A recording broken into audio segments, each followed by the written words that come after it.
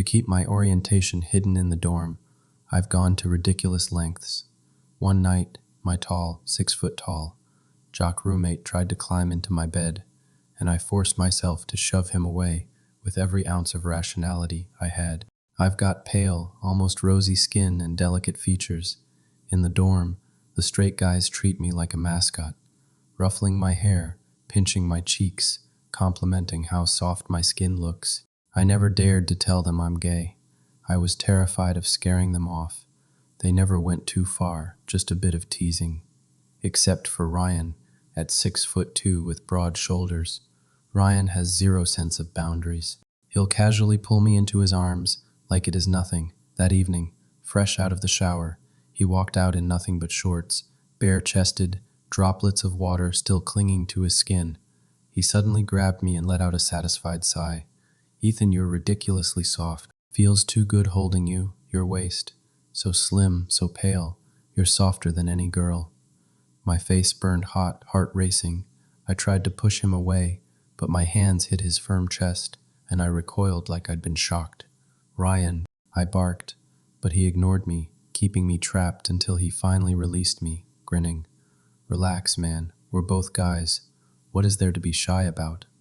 But that was the whole problem. Because we were both guys, I was embarrassed, and he had no idea just how badly he was tempting me, or how much effort it took for me to hide it. 6'2", built like a wall, solid abs and chest, hands big enough to cover half my back. Stop. I couldn't let myself think about it. My body was getting too warm. I scrambled back to my bunk, yanked the curtain shut, and only then could I breathe again. 2 Fridays later, our club president suggested we all watch a horror movie together. Everyone agreed, except Ryan. "What, Ryan? Don't tell me you're scared of ghosts," the president teased. Ryan snorted. "Me scared? Don't be ridiculous. I'm a man of science." That night, 4 pairs of eyes were fixed on the screen. When the first jump scare hit, we all shouted in excitement. Everyone but Ryan. His face had gone pale. I was still engrossed in the movie when I felt his cold hand reach for mine. I didn't pull away. Every time something frightening appeared, he'd grip tighter, sliding his fingers between mine until our hands locked, palms pressed together. I couldn't even focus on the film anymore. My entire attention was on the heat, pulsing through our joined hands. I'd never held another boy's hand like this before. My face was burning. When the credits rolled, I yanked my hand away, but later that night, I woke to the warmth of someone crawling into my bed. Blinking, I found Ryan's face right by mine. "Ethan," he whispered. "What the hell are you doing in my bed?" I hissed. "I can't sleep," he murmured, wrapping an arm around my waist. "Let me stay here, just for tonight. Don't let the others know I'm scared. They'd never let me live it down. But you, Ethan, you'll keep me safe." His voice was low, soothing in my ear, the heat of his breath tickling my skin. His strong arm pressed me tight against his chest, his warmth seeping into my back. And then his hands started to wander. "Ryan, don't touch me like that," I snapped in a whisper. "I just need to make sure you're real, otherwise I'll freak out," he said softly, but it was me who was starting to lose it. My body reacted, a dangerous stirring rising in me. Terrified of where this might lead, I forced out, "If you don't get back to your own bed right now, we're done. Don't talk to me again." That did it. He froze, then reluctantly pulled away and slunk back to his bunk. The next morning, he stumbled out with dark circles under his eyes. "Rough night?" the president asked. Ryan yawned. "Yeah, got my heart broken. Couldn't sleep." I froze, guilt flooding me, and tried to slip away quietly, but Ryan caught me, dragging me back into his arms. From behind, he trapped my wrists and squeezed my cheeks like a sulking kid. The president only laughed. "Easy there, Ryan. You're gonna rub Ethan's face raw." Then he left. As soon as we were alone, Ryan muttered bitterly in my ear, "Last night you were so heartless. You even said we weren't friends anymore. Aren't we supposed to be best bros?" The word, bros, felt like a knife twisting in my chest. I wanted to explain that it wasn't about friendship, that I was protecting both of us from something far more complicated. But how could I? How could I tell him that every casual touch sent electricity through my body, that his innocent embraces kept me awake at night, that I was terrified of the way my pulse quickened whenever he was near? "We are friends," I said weakly, still trapped in his arms. I need some space sometimes." "Space?" Ryan's grip tightened slightly. "Ethan, you're like the only person who doesn't treat me like some dumb jock. Everyone else just sees the muscles and assumes I'm all brawn. No brain. But you actually listen when I talk about my engineering projects." I closed my eyes, trying to ignore how good he smelled. Clean soap and something distinctly him. "Ryan. Besides," he continued, his voice dropping to that intimate whisper that made my knees weak, "you fit perfectly against me, like you were made to be held." My heart hammered against my ribs. This was exactly the kind of comment that made me question whether Ryan was as oblivious as he seemed. The way he said it, with such certainty, such tenderness, it felt like more than casual friendship, but maybe I was just projecting my own desperate hopes onto his words. "Let me go," I managed to say, though my voice came out breathier than I intended. He released me slowly, his hands lingering on my wrists for just a moment too long. When I turned to face him, I found his blue eyes studying my face with an intensity that made my stomach flip.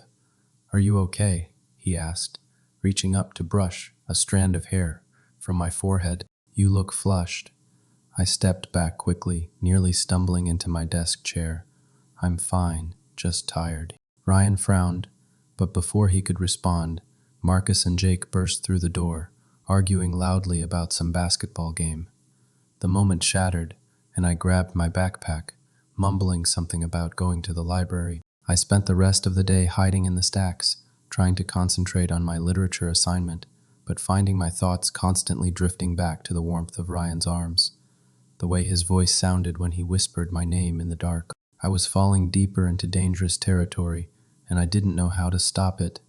That evening, when I finally returned to the dorm, Ryan was at his desk, working on some complex engineering calculations. He looked up when I entered, his face lighting up in a way that made my chest tight with affection and longing. "There you are," he said, pushing back from his desk. "I was starting to think you'd transferred to a different school just to avoid me." "Don't be dramatic," I replied, but I couldn't help the small smile that tugged at my lips. "Help me with this." He gestured to his homework. "I'm stuck on this fluid dynamics problem, and you're good at explaining things in ways that actually make sense." I hesitated, spending time alone with Ryan, leaning over his shoulder to look at his work, breathing in his scent. It was exactly what I should be avoiding, but the hopeful expression on his face made it impossible to say no. "Fine," I said, dropping my bag and moving to stand beside his chair. As I leaned over to examine his calculations, I could feel the heat radiating from his body. His hair was still damp from his post-workout shower, and I had to grip the edge of his desk to keep my hands from shaking. "See here," I pointed to an equation, trying to keep my voice steady. "You're using the wrong coefficient. It should be." "Ethan," Ryan interrupted softly. I looked down to find him staring up at me, his face inches from mine. This close, I could see the flecks of green in his blue eyes, could count his individual eyelashes. "Yeah," I whispered. "Thank you for everything. I know I can be a lot sometimes, but you always take care of me." The sincerity in his voice nearly undid me. I wanted to tell him that taking care of him wasn't a burden. It was a privilege I cherished, even though it was slowly destroying me.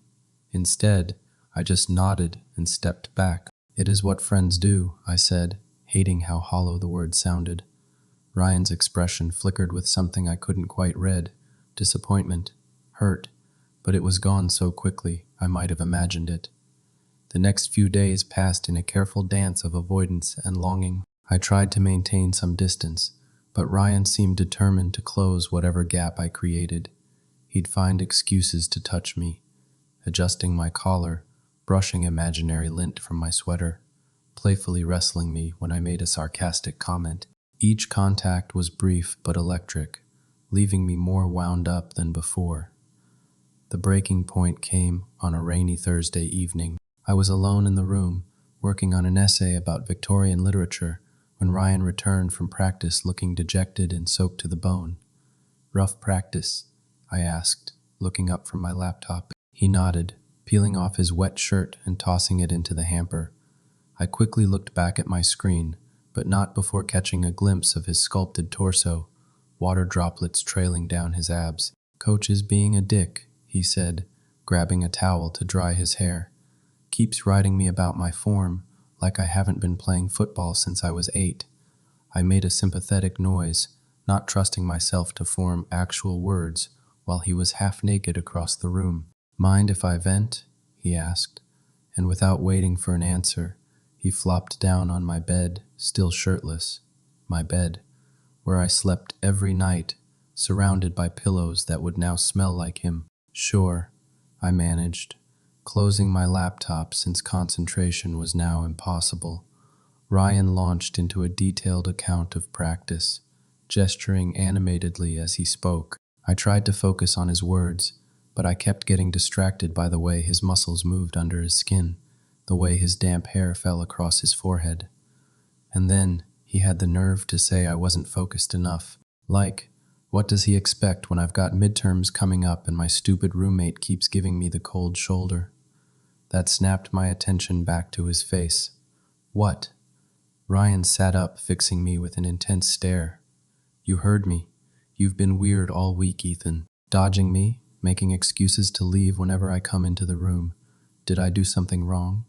The vulnerability in his voice made my chest ache. I wanted to reassure him, to explain that he hadn't done anything wrong, that the problem was entirely with me and my inconvenient feelings. But how could I explain without revealing everything? "You didn't do anything," I said carefully. "I've just been stressed about school." Ryan's eyes narrowed. "Bullshit, you're lying to me."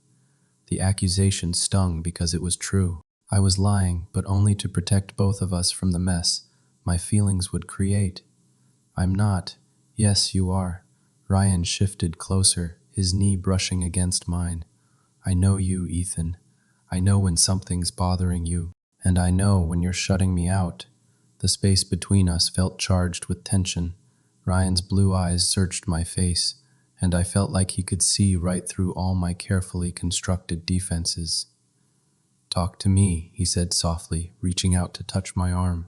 "Please, I can't fix whatever's wrong if you won't tell me what it is." His touch was gentle but insistent, his thumb tracing small circles on my skin. The simple contact sent sparks shooting up my arm, and I felt my resolve crumbling. "You can't fix this," I whispered. "Try me." The words hung in the air between us. Ryan's hand was still on my arm, warm and steady, and I found myself leaning into the touch despite every instinct telling me to pull away. "Ryan," I started, then stopped, my courage failing me. "Is it about the other night?" he asked quietly. "When I climbed into your bed. I know I crossed a line. I was just so freaked out by that stupid movie, and you always make me feel safe. But if I made you uncomfortable..." "It is not that," I interrupted, then immediately regretted speaking because now I had to explain what it actually was. "Then what?" I looked into his eyes and saw nothing but genuine concern and affection. No judgment, no disgust, just Ryan being Ryan. Sweet, oblivious Ryan, who had no idea that he was slowly driving me insane with his casual touches and unconscious seduction. "I can't tell you," I said finally. "Why not?" "Because it would ruin everything." Ryan was quiet for a long moment, his hand still resting on my arm. When he spoke again, his voice was careful, measured. "Ethan, are you gay?" The question hit me like a physical blow. I jerked away from his touch, my heart racing as panic flooded my system. How had he figured it out? Had I been that obvious? Why would you?" I stammered, unable to form a coherent response. Ryan's expression was calm, almost gentle. "It is okay if you are. Some things would make more sense if you were." "What things?" I asked weakly. "The way you react when I touch you, how you get all flustered and red-faced. The way you avoid eye contact when I'm changing clothes." Ryan paused, studying my face. The way you look at me sometimes when you think I'm not paying attention." My face was burning with embarrassment and terror. If Ryan had noticed all of that, then I'd been far less subtle than I thought. How long had he known? How long had he been watching me make a fool of myself? I started, then stopped, my throat closing up. "Hey," Ryan said softly, reaching out to touch my face. "It is okay, really." The gentleness in his voice was my undoing. Years of hiding, of carefully guarding my secret, of living in constant fear of discovery. All of it crumbled in the face of his acceptance. "Yes," I whispered, the word barely audible. "I'm gay." Ryan smiled, actually smiled, and I felt like I could breathe again for the first time in weeks. "Thank you for telling me," he said. "I know that wasn't easy. I waited for the other shoe to drop, for him to pull away or make some excuse to leave. Instead, he moved closer, his hand still cupping my cheek. "Can I ask you something else?" he said. I nodded, not trusting my voice. "Is that why you've been avoiding me? Because you're attracted to me?" The direct question made me want to sink through the floor and disappear entirely, but there was no point in lying now. He'd already figured out the truth. "Yes," I admitted, closing my eyes in shame. "Ethan, look at me." Reluctantly, I opened my eyes and met his gaze. Instead of the disgust or pity I expected to see, his expression was soft, almost tender. "You don't have to be ashamed," he said, "and you don't have to avoid me. Ryan, you don't understand." "Then explain it to me." I took a shaky breath, trying to find the words to describe the exquisite torture of living with someone I was desperately attracted to but could never have. "It is not just attraction," I said quietly. "It is more than that. The way you touch me so casually, like it means nothing to you, but it sets me on fire. The way you hold me and call me soft and perfect, not knowing that I want nothing more than to kiss you, living with you, being so close to you all the time. It is killing me." Ryan was quiet for a long moment, his thumb still tracing gentle patterns on my cheek.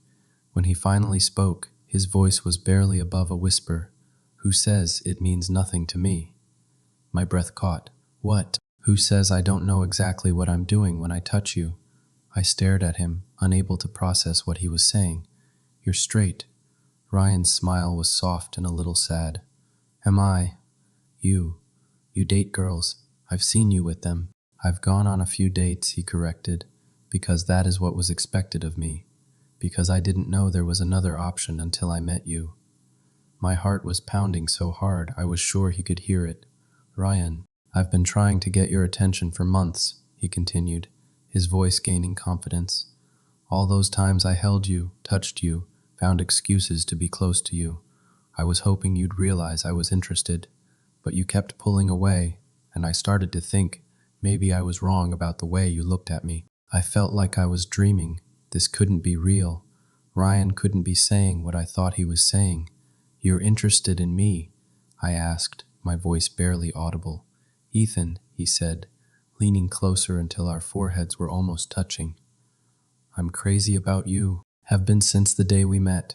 You're beautiful and smart and kind, and every time you smile at me, I feel like I could conquer the world."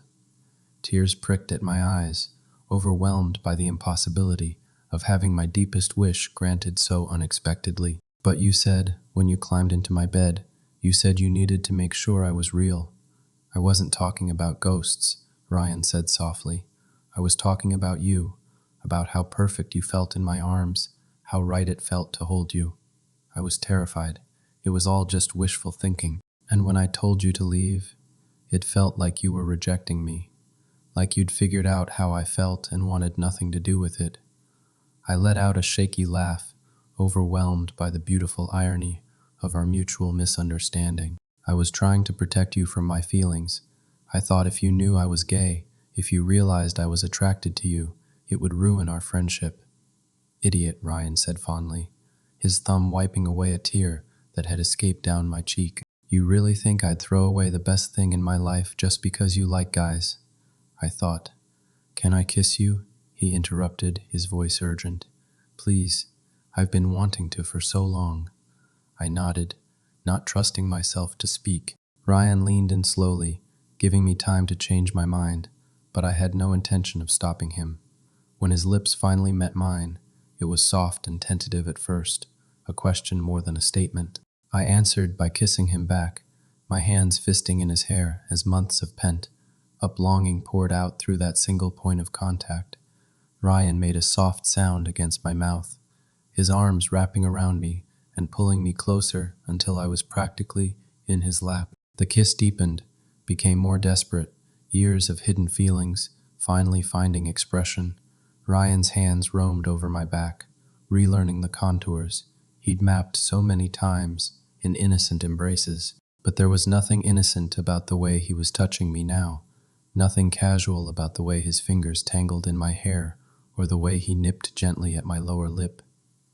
When we finally broke apart, both breathing hard, Ryan rested his forehead against mine. "God, Ethan," he breathed, "you have no idea how long I've wanted to do that." "Probably not as long as I have," I replied, my voice shaky with emotion. Ryan smiled, that bright, genuine smile that had been making my heart race for months, want to find out. Before I could ask what he meant, he was kissing me again, slower this time, but no less intense. His hands cupped my face like I was something precious, something worth cherishing, and I felt my last defenses crumble completely. "I love you," I whispered against his lips, the words escaping before I could stop them. Ryan pulled back to look at me, his eyes bright with unshed tears. "Say it again." "I love you," I repeated, stronger this time. "I love you too," he said, his voice thick with emotion. "So much it terrifies me." We held each other in the gathering darkness of our dorm room, finally free to express the feelings we'd been hiding for so long. Outside, rain continued to fall against the windows, but inside, everything felt warm and perfect and right. "So what happens now?" I asked eventually, my head pillowed on Ryan's chest. "Now," he said, pressing a kiss to the top of my head, "we stop pretending to be just friends. We stop hiding how we feel.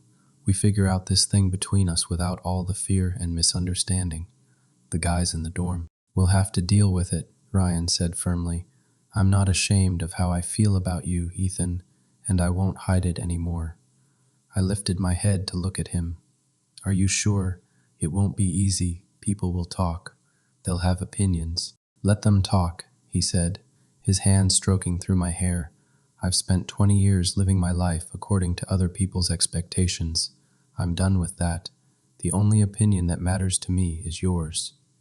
"And mine is that you're perfect," I said, reaching up to trace the line of his jaw. "Even when I'm scared of horror movies and climb into your bed like a child." "Especially then," I laughed. "Though next time, you don't have to make up excuses. You can just say you want to hold me." "I want to hold you," he said immediately, tightening his arms around me. "Every night, forever, if you'll let me." "Forever sounds good," I whispered, settling back against his chest. As I listened to the steady rhythm of Ryan's heartbeat, I marveled at how dramatically my world had shifted in the span of a single conversation. This morning, I'd been convinced that my feelings were hopeless, that I was doomed to love him from afar, while pretending to be nothing more than a friend. Now, I was lying in his arms, his equal declarations of love still echoing in my ears. "Ethan." Ryan's voice was soft in the darkness. Thank you for taking a chance on me, on us." I smiled against his chest. "Thank you for not giving up when I was being an idiot." "Never," he said, pressing another kiss to my hair. "I'll never give up on you." Outside our window, the storm was beginning to clear, the first stars appearing through gaps in the clouds, but inside our small dorm room, wrapped in Ryan's arms, with the promise of tomorrow bright before us, I felt like my own stars were finally aligning. For the first time in months, I wasn't afraid of what the future might hold. Whatever challenges lay ahead, we'd face them together. No more hiding, no more pretending, no more fragile boundaries to maintain. Just love, honest and open and real. And that was worth everything.